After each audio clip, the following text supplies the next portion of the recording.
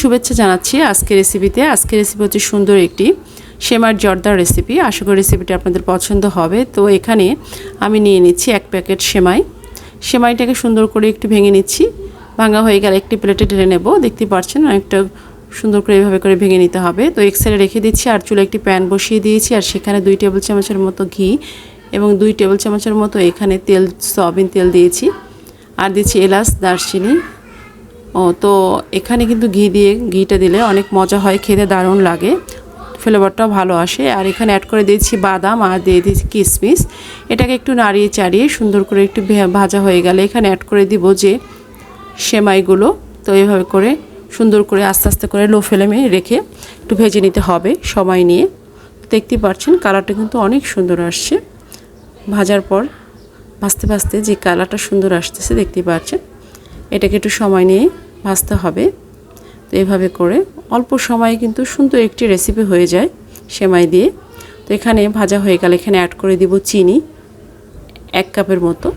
তো এটাকে সুন্দর করে নাড়িয়ে চেড়ে নিতে হবে। 1 কাপ চিনি যথেষ্ট। চিনিটা যদি আপনি আরও বাড়িয়ে খেতে চান সেক্ষেত্রে বাড়িয়ে দিতে পারেন। আর এখানে সিদ্ধ হওয়ার জন্য দিয়ে দিচ্ছি 1 কাপের মতো পানি। পানি দিয়ে সুন্দর করে নাড়িয়ে চাড়িয়ে এটা ঢাকনা দিয়ে ঢেকে দেব 10 মিনিটের জন্য। তো আমার চ্যানেলটিকে যারা এখনও সাবস্ক্রাইব করেনি, যদি ভিডিওগুলো ভালো লেগে থাকে তাহলে অবশ্যই সাবস্ক্রাইব করে নেবেন এবং অলরেডি যারা করে ফেলেছেন তাদেরকে অসংখ্য ধন্যবাদ এবং লাইক দিবেন। দেখতে পাচ্ছেন ঢাকনা দিয়ে ঢেকে দিলাম এবং 10 মিনিট পর ফিরে আসলাম। কতটা সুন্দর হয়েছে।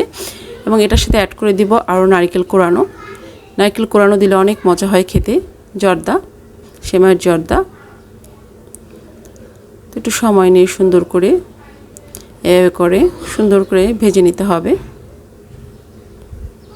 তো দেখতে পাচ্ছেন প্রথমে একটু নরম মনে হলেও পরে কিন্তু এটা যখন ঠান্ডা হয়ে যায় তখন কিন্তু অনেক ঝরঝরে হয়ে যায়।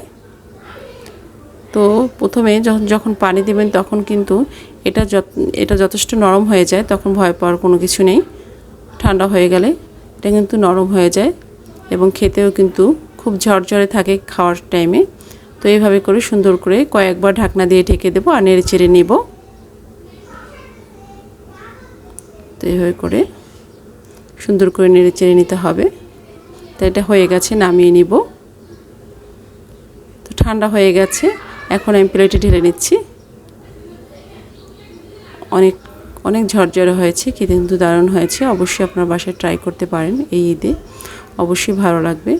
সবাই সুস্থ জীবন কামনা করে এখানেই বিদায় নিচ্ছি।